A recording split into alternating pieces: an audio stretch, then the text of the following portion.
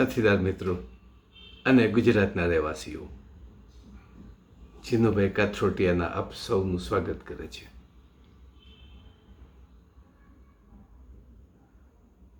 ગયા અઠવાડિયામાં આપણે વાત કરી હતી કે ગુજરાત કિસાન મજદૂર લોક શાસન પાર્ટી, જેને આપણે ટૂંકા નામથી ગુજરાત કિમલોપ ઓળખીશું,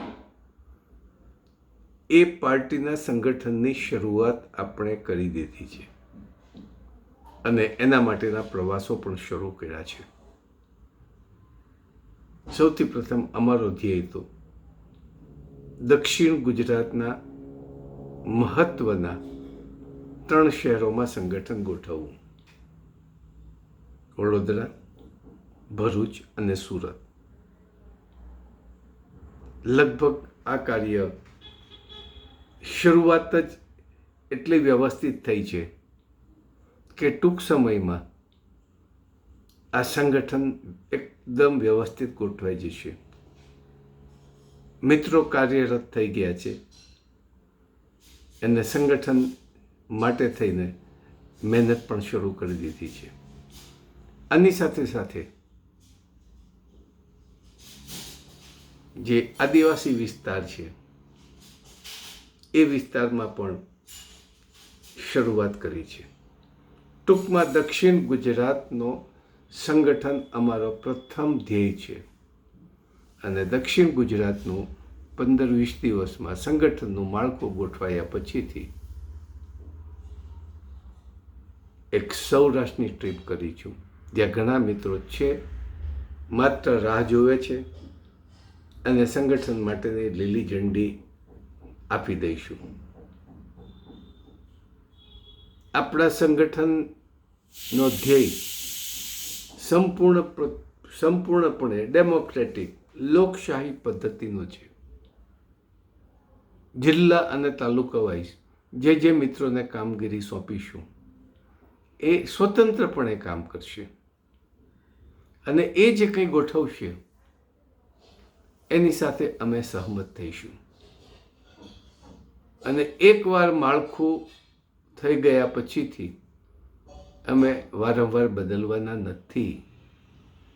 જે મિત્રો ઉપર વિશ્વાસ રાખી શકાય એવા મિત્રોને જ અમે જવાબદારી સોંપવાના છીએ અને અમને ખાતરી છે કે જે મિત્રોને અમે જવાબદારી સોંપીશું એમાં અમને ક્યાંય નિષ્ફળતા નહીં મળે કે અપજશ પણ નહીં મળે. દિન પ્રતિદિન ઉત્તરોત્તર પ્રગતિ જ થતી જશે. દક્ષિણ ગુજરાતનું હેડક્વાર્ટર, સંગઠનનું હેડક્વાર્ટર બરોડા રહેશે અને ત્યાં ઓફિસ સહિતની તમામ પ્રકારની વ્યવસ્થા લગભગ થઈ ગઈ છે એમ કહું તો પણ ચાલે. સમય આવે ત્યારે એ ડિક્લેર કરીશું, પણ હજી એકાદ મહિના સુધીમાં એ દક્ષિણ ગુજરાતનું માળખું સારી રીતે ગોઠવાઈ જશે, પણ એને ગતિમાં મૂકી દીધું છે. સૌરાષ્ટ્રમાં પણ લીંબડી, સાયલા, રાજકોટ, ગોંડલ, જેતપુર, કુતિયાણા, પોરબંદર અને આ બાજુ જૂનાગઢ, આટલા વિસ્તારને અમે પ્રાયોરિટી આપીશું. કારણ કે એ વિસ્તારના ઘણા મિત્રો સંગઠનનું કામ ઉપાડવા માટે તૈયાર છે. માત્ર અમારી મુલાકાતની જ એ રાહ જોવાય છે. એ પણ સાથોસાથ 15-20 દિવસમાં અમે અમારી ટ્રીપ મુસાફરી અંગત રીતે મળવાની કાર્યવાહી પૂરી કરી અને સંગઠનને મૂવ કરીશું. આપણે ક્વોલિટી મિત્રો જોઈએ છે, સક્રિય સભ્યો જોઈએ છે, પણ કેવા કે જેનામાં ગુજરાત પ્રત્યે ક્યાંક રાષ્ટ્રપ્રેમ હોય. આખા ભારત તો ખરો, પણ આપણો ધ્યેય માત્ર ગુજરાતને સ્વાવલંબી બનાવવું છે. ગુજરાતને એક કૃષિ પ્રધાન રાજ્ય તરીકે સ્થાપવું છે.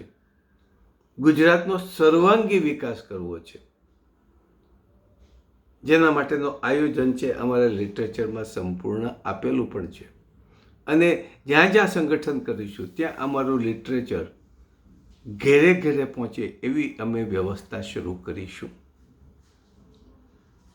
જેથી કરીને લોકોને ખ્યાલ પણ આવે કે અમે એટલે કે અમારો પક્ષ કોઈ તકવાદી કે લેભાગુ નેતાઓનો હશે નહીં, બુદ્ધિજીવી હશે, રાષ્ટ્રપ્રેમવાળા હશે, જેના સમાજ પ્રત્યે કંઈક કરી છૂટવું છે એવા મિત્રો જ હશે. અને જે મિત્રો વર્તમાન શાસનથી કંટાળ્યા છે, ગળે આવી ગયા છે અને પરિવર્તન જોઈએ છે અને એના માટે જે ધગશ ધરાવતા મિત્રો અમારી સાથે હશે, આવા મિત્રોનો સમૂહ એ અમારું એક કુટુંબ હશે અને એક કુટુંબ તરીકે રહી અને અમે આ કાર્ય કરીશું. ટૂંક સમયમાં ગણતરી એવી છે કે આ જ ગતિએ અમે જઈશું તો 6-1 મહિનામાં ગુજરાતમાં એક સારું આયોજન કરીશું, સંગઠનનું આયોજન કરીશું. પણ મિત્રો, અમારા સંગઠનમાં કોઈ બણગા ફૂંકવાની વાત નહીં આવે, કોઈને ઉતારી પાડવાની વાત નહીં આવે, કોઈની ટીકા કરવાની વાત નહીં આવે. હા, વ્યાજબી વાત હશે ત્યાં અમે સ્પષ્ટ રીતે કહીશું, સ્પષ્ટતા પણ કરીશું. પણ અમારું સંગઠન માત્ર રચનાત્મક પ્રવૃત્તિ હશે,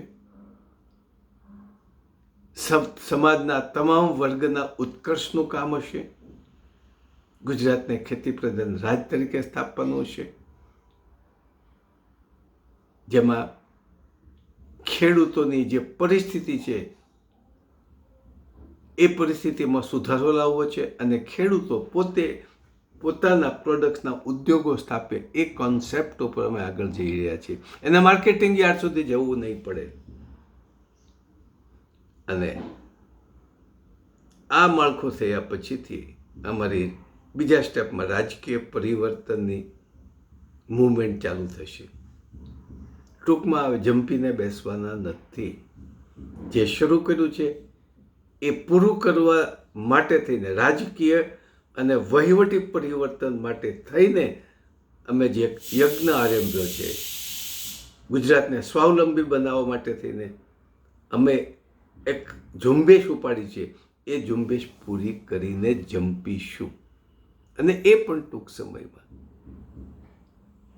એટલે આઝાદી વખતે જે રાષ્ટ્ર માટે મરી ફીટનાર લોકો હતા, પોતાનું 2 કે 3 કલાક દરરોજ આપી શકે એવી વ્યક્તિઓ હતી, એવો જ જુવાળ અમે પેદા કરી રહ્યા છીએ. અમારે તમારો આખો દિવસ નથી જોઈતો, આખો દિવસ તમે સંગઠનની વાત કરો એવું નથી જોઈતું, પણ દરરોજ તમારો 1 થી 1.5 કલાક સંગઠન માટે જોશે. એટલે અપીલ કરીએ છીએ, જે મિત્રો સંગઠનમાં જોડાવા માંગતા હોય એ મિત્રોએ એક અમારો સંપર્ક કરવો, ટેલિફોનિક સંપર્ક કરવો. એમનો સંપૂર્ણ રિસ્પોન્સ મળશે, એમને આવકારીશું અને જે કંઈ જવાબદારી લેવા તૈયાર હશે એને રૂબરૂ મુલાકાત લઈશું અને સમજણપૂર્વકની જવાબદારી સોંપીશું. અને તો જ આપણું રાજકીય સંગઠન પ્રબળ બની શકે. અને અમારું રાજકીય સંગઠન, રાજકીય પાર્ટી છે, એના ઉદ્દેશો એક ફરીવાર કહું કે ગુજરાતના સર્વાંગી વિકાસ માટેના છે, જેમાં બધા જ પાસાઓ આવી જાય છે. અને એ સર્વાંગી વિકાસ માટે સત્તા જોઈએ, રાજકીય પરિવર્તન જોઈએ. અને રાજકીય પરિવર્તન પછીથી અમે જે કંઈ આયોજન નક્કી કર્યું છે, જેમાં બુદ્ધિશાળી વ્યક્તિઓ પણ આયોજન અત્યારે કરી રહ્યા છે, એ આયોજનનો અમે અમલ કરીશું. આવો સાથે મળી ગુજરાતને સ્વાવલંબી બનાવીએ, ગુજરાતમાં રાજકીય પરિવર્તન લાવીએ, ગુજરાતમાં વહીવટી પરિવર્તન લાવીએ અને દરેક કુટુંબ સ્વાવલંબી બને એવા સંકલ્પ સાથે આપણે આગળ વધીએ. આભાર. જય હિન્દ, જય ગુજરાત, સ્વાવલંબી ગુજરાત.